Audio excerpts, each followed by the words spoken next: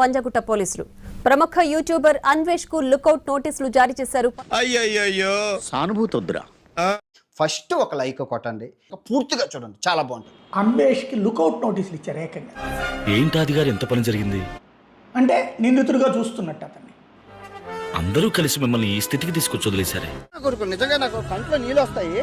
Lookout notice అంటే ఎయిర్పోర్ట్లో ఇస్తారు. అతను దిగ్గానే పట్టుకుని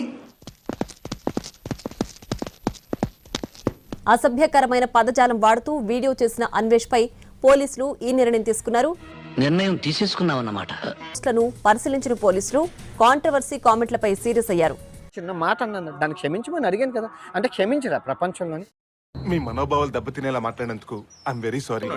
ఈ లుకౌట్ నోటీస్ లో ఇప్పుడు విదేశాంగ శాఖ వాళ్ళు ఇతని యొక్క పాస్పోర్ట్ రద్దు చేశారంటే ఇతను ఆల్మోస్ట్ లైఫ్ క్లోజ్ అయిపోయినట్టే. నా పని అయిపోయింది రాలుడు, అయిపోయింది. అనవసరమైన వివాదం చక్కగా హ్యాపీగా నడిచిపోయింది ఆయన జీవితం.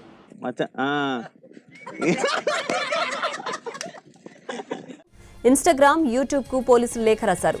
సీతాదేవిని ఒక చిన్న మాట అన్నాను, ఆ మాట దొరికింది, అందులో తప్పే ఉంది. మీకు కొంచెం నోటితో ఎక్కువండి. ఇతను ఎప్పుడైతే ఆ దేశం విడిచి వేరే దేశంకి వెళ్ళాలనుకుంటాడో అప్పుడు ఆ ఎయిర్పోర్ట్ లో పట్టుకొని ఇక ఇండియాకి అప్పచెప్తారు.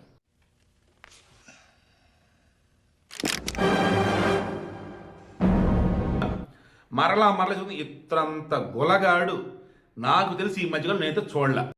నోటి దోలనంటే నిజం అనుకోండి. నిందితుడిగా చూడటం అంటే ఖచ్చితంగా అరెస్ట్ చేయాల్సి ఉంటుంది. ఇప్పుడు నువ్వు మాట్లాడకుండా అమెరికా వెళ్ళి శివాజీ